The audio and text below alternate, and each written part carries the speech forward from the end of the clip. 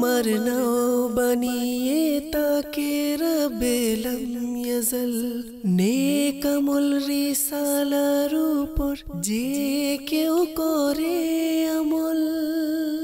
আলহামদুলিল্লাহি রাব্বিল আলামিন ওয়াসসালাতু ওয়াসসালামু আলা খাতামিন নবিয়্যিন আম্মা বা'দু ফাআউযু বিল্লাহি মিনাশ শাইতানির রাজীম বিসমিল্লাহির রহমানির রহিম। আসসালাতু ওয়াসসালামু আলাইকা ইয়া রাসূলুল্লাহ ওয়া আলা আলিকা ওয়া আসহাবিকা ইয়া হাবিবাল্লাহ। আসসালাতু ওয়াসসালামু আলাইকা ইয়া নবিয়্যাল্লাহ ওয়া আলা আলিকা ওয়া আসহাবিকা ইয়া নূরাল্লাহ। দূরে এবং কাছে, দেশে এবং প্রবাসে যারাই আমাদের সঙ্গ দিচ্ছেন সকলকে আল্লাহ পাকের পছন্দনীয় বান্দা নামক অনুষ্ঠানে সুস্বাগত। শুরুতে আসুন আমরা দুরূদে পাকের ফজিলত জেনে নিই। আল্লাহ পাকের শেষ নবী হুজুরপুর নূর রাহমাতুল লিল আলামিন শাফিউল মুজনিবিন সাল্লাল্লাহু তাআলা আলাইহি ওয়া আলিহি ওয়াসাল্লাম ইরশাদ করেন, যে ব্যক্তি আমার প্রতি জুমআতুল মুবারাকার দিন 200 বার দুরূদ শরীফ পাঠ করবে তার 200 বছরের গুনাহ ক্ষমা হয়ে যাবে। সাল্লু আলাল হাবিব সাল্লাল্লাহু তাআলা আলা মুহাম্মদ সাল্লাল্লাহু তাআলা আলাইহি ওয়া আলিহি ওয়াসাল্লাম। আমরা ইতিপূর্বে যে আলোচনাগুলো শ্রবণ করেছি আল্লাহ পাকের পছন্দনীয় বান্দাদের আমাল গুণাবলী যেগুলো থাকা দরকার, এর মধ্যে আজকের যে আলোচনা করব সেটা হচ্ছে যে আল্লাহ পাকের পছন্দনীয় বান্দাগণ অধিক হারে নফল ইবাদত করতেন, পাশাপাশি সুন্নাতে মুআক্কাদা গুলো সঠিকভাবে আদায় করতেন, সুন্নাতে জায়েদাগুলো আদায় করতেন, অর্থাৎ এগুলো তারা ছাড়তেন না। এর ফজিলত রয়েছে অনেক। এই ফজিলত সম্পর্কে আজকের আমরা জানব। হযরত সৈয়দুনা যায়েদ বিন সাবিত রাদিয়াল্লাহু আনহু থেকে বর্ণিত সুনান নাসাই শরীফের হাদিস যে আল্লাহর হাবিব সাল্লাল্লাহু আলাইহি ওয়াসাল্লাম ইরশাদ করেন, হে লোকেরা, তোমরা তোমাদের ঘরে নামাজ পড়িও। ফরজ নামাজ ব্যতীত পুরুষদের সর্বোৎকৃষ্ট নামাজ সেটি যা সে নিজের ঘরে আদায় করে। এখানে নফল নামাজের কথা উল্লেখ করা হয়েছে যে আমরা ঘরকে যেন নামাজবিহীন না করে দেই, ঘরেও যেন আমরা নামাজ আদায় করি। ঘরে কি নামাজ পড়ব? নফল নামাজ পড়া যেতে পারে, সুন্নাত নামাজ পড়া যেতে পারে। আপনি ঘরে নফল পড়ে আপনি কি করলেন? মসজিদে গিয়ে আপনার ফরজগুলো আদায় করলেন। ফরজগুলো আদায় করার পরে আপনি আবার ঘরে এসে নফল নামাজ পড়লেন।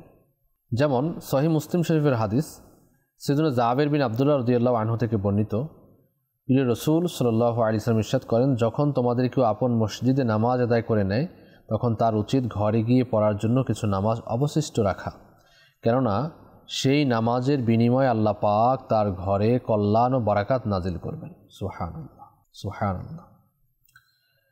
উম্মুল মুমিনিন হযরত সাইয়েদুনা উম্মে হাবিবা বিনতে আবু সুফিয়ান রাদিয়াল্লাহু তাআলা আনহুমা বলেন, আমি খাতামুল মুরসালিন রাহমাতুল লিল আলামিন সাল্লাল্লাহু আলাইহি ওয়াসাল্লামকে ইরশাদ করতে শুনেছি যে মুসলমান আল্লাহ পাকের সন্তুষ্টি অর্জনের জন্য প্রতি 12 রাকাত নফল নামাজ আদায় করবে, আল্লাহ পাক তার জন্য জান্নাতে একটি ঘর বানাবেন, কিংবা তার জন্য জান্নাতে একটি ঘর বানানো হবে।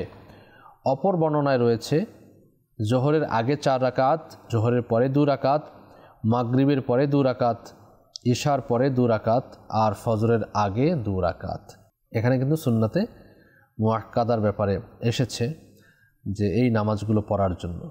যেমন নফল নামাজগুলো সুন্নাতে মুআক্কাদা এগুলো যে আমরা পড়ি, এগুলো মসজিদেও পড়া যেতে পারে, পড়া যাবে না এরকম না, ঘরেও পড়া যেতে পারে। কিন্তু এখানে বলার উদ্দেশ্য হচ্ছে ঘরকে আল্লাহ পাকের জিকিরের স্থান বানানো।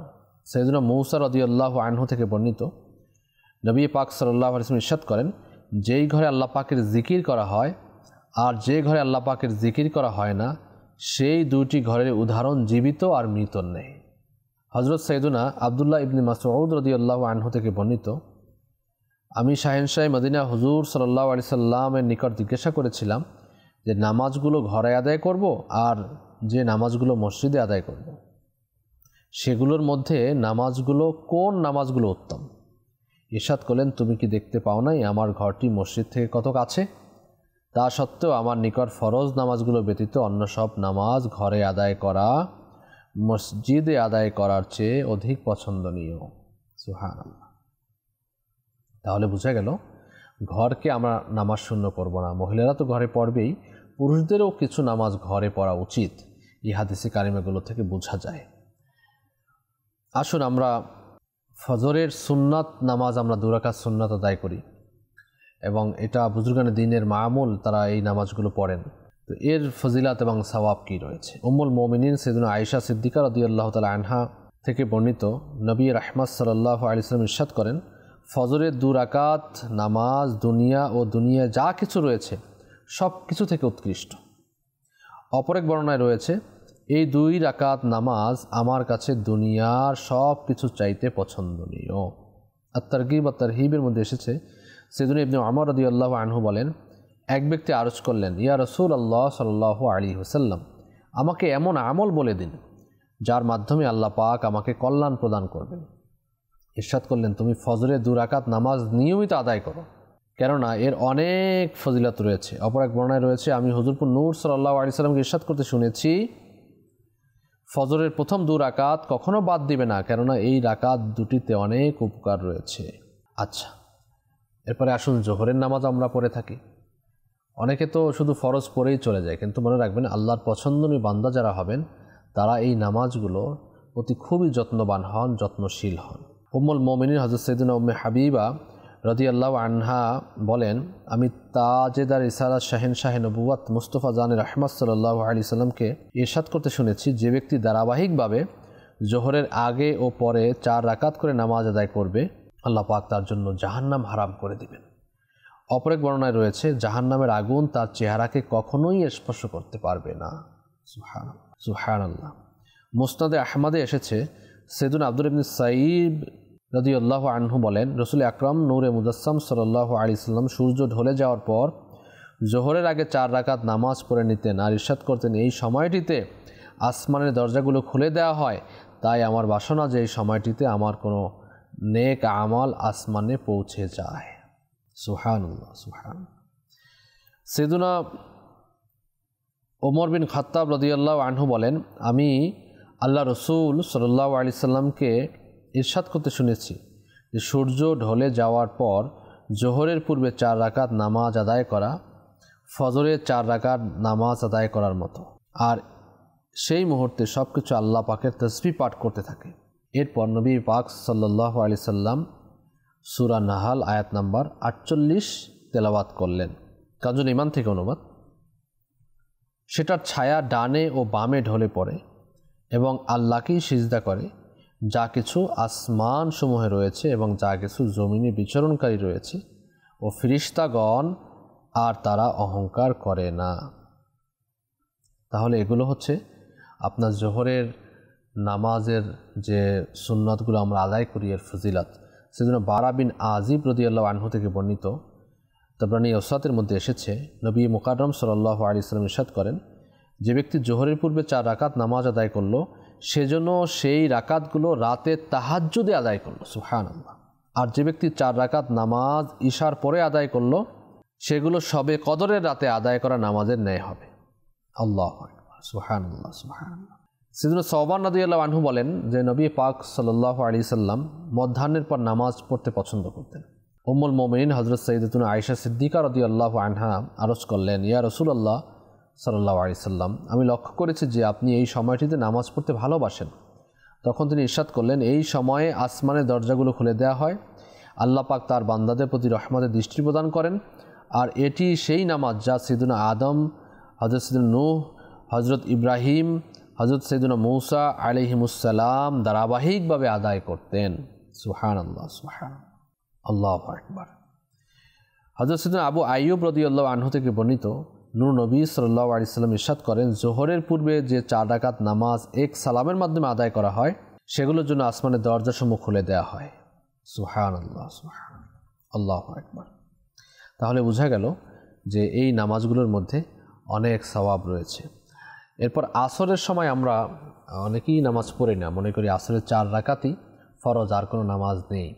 কিন্তু আল্লাহ পাকের যারা পছন্দনীয় বান্দা তারা কিন্তু দেখবেন আসরের পূর্বে 4 রাকাত নামাজ আদায় করে থাকেন। এটা সুন্নাতে জায়েদা বলা হয়, নফল নামাজ পড়লে সওয়াব, না পড়লে গুনাহ নেই, যেভাবে জোহরের সুন্নতে মুআক্কাদা রয়েছে, জোহরের আগে 4 রাকাত, পরে 2 রাকাত, এরপর ফজরের আগের 2 রাকাত সুন্নতে মুআক্কাদা, এগুলো পড়তেই হবে, না পড়লে গুনাহ রয়েছে বারবার ছেড়ে দিলে। তো আসরের যে প্রথম 4 রাকাত আমরা আদায় করি, অনেকেই আদায় করি না, আমরা অনেকে আদায় করে থাকি। এই ব্যাপারে ফজিলত রয়েছে অনেক। সুনানে আবু দাউদ শরীফে হাদিস শ্রবণ করুন। সাইয়্যিদুনা ইবনে ওমর রাদিয়াল্লাহু আনহু থেকে বর্ণিত, রাসূল আকরাম নূরে মুজাসসাম সাল্লাল্লাহু আলাইহি ওয়াসাল্লাম ইরশাদ করেন, যে ব্যক্তি আসরের পূর্বে 4 রাকাত নামাজ আদায় করে আল্লাহ পাক তার উপর রহমত বর্ষণ করেন। সুবহানাল্লাহ। উম্মুল মুমিনিন হযরত সাইয়্যিদাতুনা উম্মে সালমা রাদিয়াল্লাহু আনহা থেকে বর্ণিত, শাহেনশাহ নবুয়ত হুজুরপুর নূর সাল্লাল্লাহু আলাইহি ওয়াসাল্লাম ইরশাদ করেন, যে ব্যক্তি আসরের পূর্বে 4 রাকাত নামাজ আদায় করবে আল্লাহ পাক তার শরীরকে জাহান্নামের জন্য হারাম করে দিবেন। উম্মুল মুমিনিন হযরত সাইয়্যিদাতুনা উম্মে হাবিবা রাদিয়াল্লাহু আনহা থেকে বর্ণিত, নবী করিম সাল্লাল্লাহু আলাইহি ওয়াসাল্লাম ইরশাদ করেন, যে ব্যক্তি নিয়মিতভাবে আসরের পূর্বে 4 রাকাত নামাজ আদায় করবে তাকে জাহান্নামের আগুন স্পর্শ করতে পারবে না। সুবহানাল্লাহ। আমিরুল মুমিনিন হযরত সাইয়্যিদুনা আলী ইবনে আবি তালিব কাররামাল্লাহু তাআলা ওয়াজহুল কারীম থেকে বর্ণিত, রাসূল পাক সাল্লাল্লাহু আলাইহি ওয়াসাল্লাম ইরশাদ করেন, আমার উম্মত সবসময় আসরের পূর্বে 4 রাকাত নামাজ আদায় করতে থাকবে, এমনকি এই দুনিয়াতেই তাদের সমস্ত গুনাহ ক্ষমা করে দেওয়া হবে। সুবহানাল্লাহ। তাহলে বুঝা গেল আসরের আগে 4 রাকাত নামাজ আল্লাহ তাআলা পছন্দনীয় বান্দাদের মায়ামুলের মধ্যে, অর্থাৎ তাদের দৈনন্দিন কাজের মধ্যে, নামাজের মধ্যে শামিল করে রেখেছেন। কিন্তু আমরা বদনসিব, আমাদের এই সময় কোথায় যে আসরের পূর্বে আমরা 4 রাকাত নামাজ আদায় করব। ওই সময় আসরের নামাজই আমাদের কাজা হয়ে যায়। আল্লাহ পাক আমাদেরকে আমল করা তৌফিক দান করুন।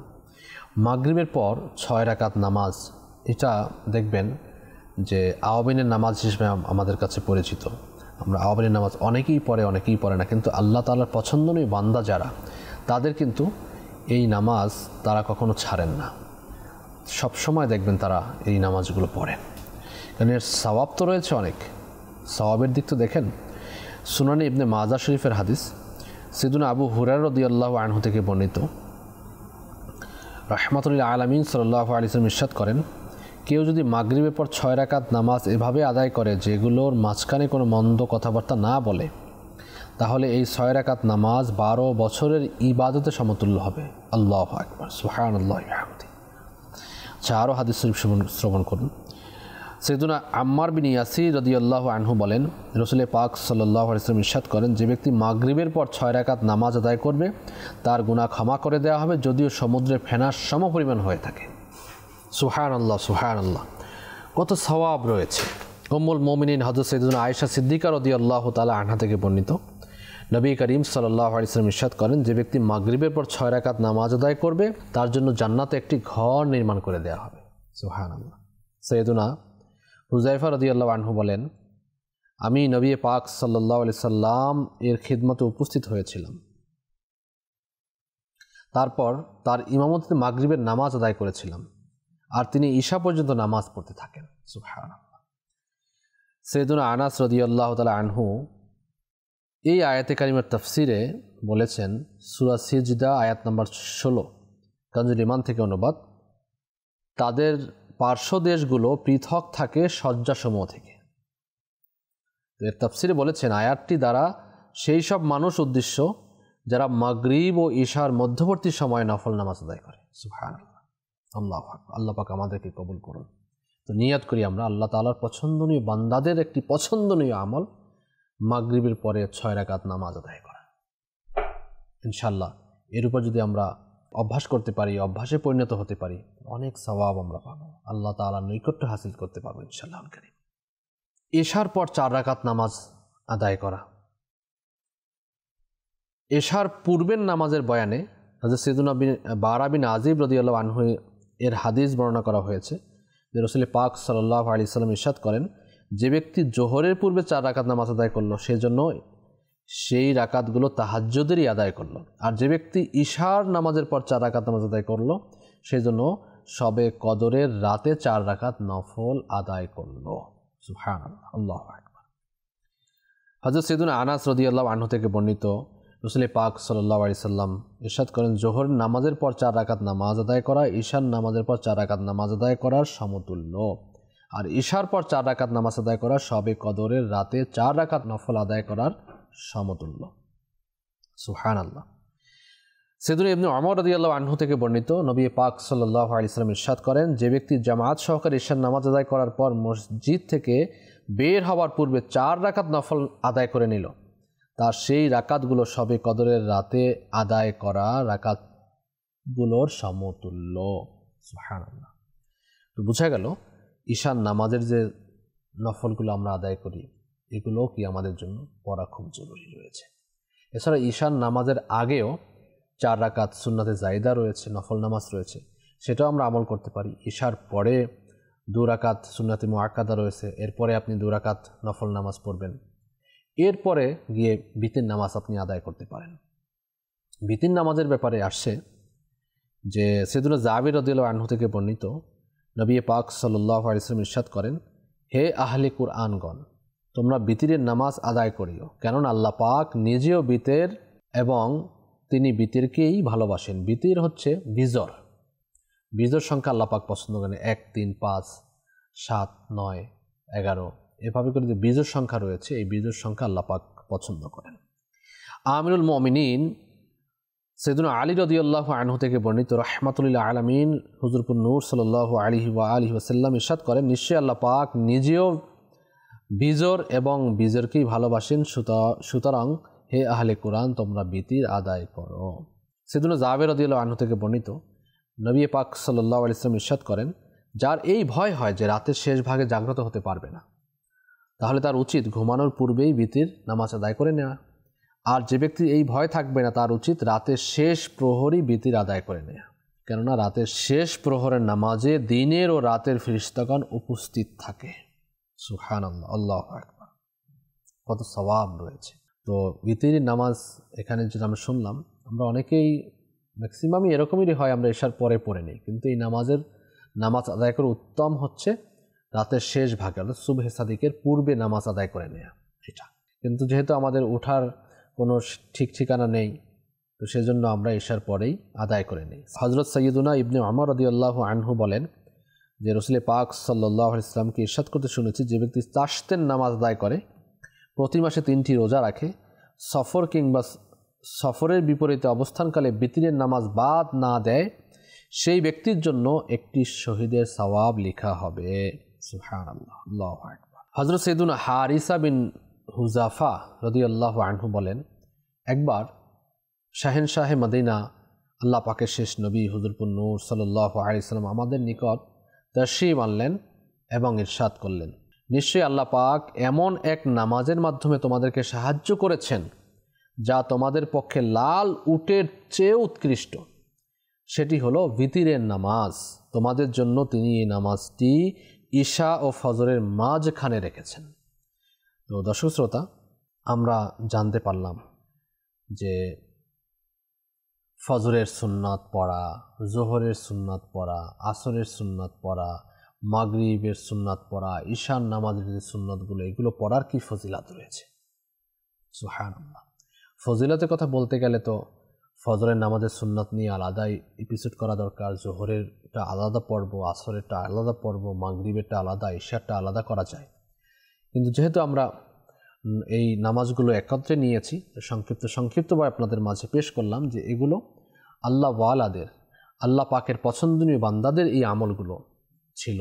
তারা ফজরের সুন্নাত কখনো ছাড়তেন না, জোহরের সুন্নাত নফল ছাড়তেন না, আসরের আগের সুন্নাত ছাড়তেন না, আওয়াবিনের নামাজ হিসেবে আমরা যেটা জানি এটাও তারা কখনো ছাড়তেন না, পাশাপাশি ঈশার আগের পরের সুন্নাত নফলগুলোও ছাড়তেন না, বিতিরির নামাজও ছাড়তেন না। তো এগুলো আমাদেরও উচিত হচ্ছে আমরাও যেন এর উপর অভ্যাস করি, আমরা নিয়ত করি, আমরা আজকের যতটুকু সম্ভব আমরা প্রথমে, যদি আপনি একত্রে সব কিছু না পারেন তাহলে প্রথমে একটা শুরু করি আমরা, ঠিক না? জোহরের আগের পরের সুন্নাত, আসরের আগের সুন্নাত আমরা শুরু করি, এরপরে ঈশার আগের সুন্নাত আমরা শুরু করি। এগুলো যখন আমরা শুরু করব তাহলে দেখবেন যে দৈনন্দিন আমাদের আমলের সংখ্যা বাড়বে, আল্লাহর নিকটবর্তী হতে পারবো, দুনিয়া আখিরাত আমাদের উত্তম হবে। যখন দুনিয়া আখিরাত উত্তম হবে আমাদের জান্নাত পাবো। দেখুন, আমল আমরা এজন্যই করি যেন আল্লাহ রাসূল সন্তুষ্ট হন। আমল দ্বারা আমরা কেউ জান্নাতে যেতে পারবো না। জান্নাত একমাত্র নবী পাক সাল্লাল্লাহু আলাইহি সাল্লামের সুপারিশের ভিত্তিতে হবে, আল্লাহ পাকের অনুগ্রহে হবে। নবী পাকের সুপারিশ যেন আমরা পাই সাল্লাল্লাহু আলাইহি ওয়াসাল্লাম, এবং আল্লাহ পাকের অনুগ্রহ যেন আমরা পাই। আর এই সুপারিশ এবং অনুগ্রহ আমরা কিভাবে পাবো? তাদের সন্তুষ্টির মাধ্যমে পাবো। আর তাদের সন্তুষ্ট আমরা কিভাবে করব? তাদের সন্তুষ্ট এই নামাজগুলোর মাধ্যমে হবে, সিজদার মাধ্যমে হবে, তওবার মাধ্যমে হবে, ইস্তিগফারের মাধ্যমে হবে, যিকরুল্লাহর মাধ্যমে হবে। আর এগুলোই হচ্ছে আল্লাহ ওয়ালাদের আমাল, এগুলোই হচ্ছে আল্লাহ পাকের পছন্দনীয় বান্দাদের আমাল। আমরা নিয়ত করি, এগুলো আমরা করতে থাকব। আমরা ধারাবাহিকভাবে ইনশাআল্লাহ তাআলা আলোচনা শ্রবণ করব, সঙ্গেই থাকুন। আশা করি আমরা বিভিন্ন রকমের আলোচনা করব, বিভিন্ন সওয়াবের আলোচনা করব, যেগুলো আল্লাহ তাআলা পছন্দনীয় বান্দারা করেছেন, তাদের গুণাবলীর মধ্যে, তাদের অওসাফের মধ্যে রয়েছে। এগুলো জেনে জেনে আমরাও যেন আমল করতে পারি, সেজন্যই এই অনুষ্ঠান প্রচার করা। আমিও যেন আমল করতে পারি, আপনারাও যেন আমল করতে পারেন। আল্লাহ পাক সেই তৌফিক আমাদেরকে দান করেন, আমিন। বিজাহি খাতামিন নবীন সাল্লাল্লাহু আলাইহি ওয়া আলিহি ওয়াসাল্লাম। আজ এ পর্যন্তই। আগামী পর্বে আমরা অন্য আরেকটি বিষয় নিয়ে উপস্থিত হব। ততক্ষণ সঙ্গেই থাকুন, ভালো থাকুন, সুস্থ থাকুন। সাল্লু আলাল হাবিব সাল্লাল্লাহু তাআলা আলা মুহাম্মদ সাল্লাল্লাহু তাআলা আলাইহি ওয়া আলিহি ওয়াসাল্লাম। ওলি তোমার নাও বানিয়ে তাকে রবেলম ইয়াজল, নেক আমল রিসালার উপর যে কেউ করে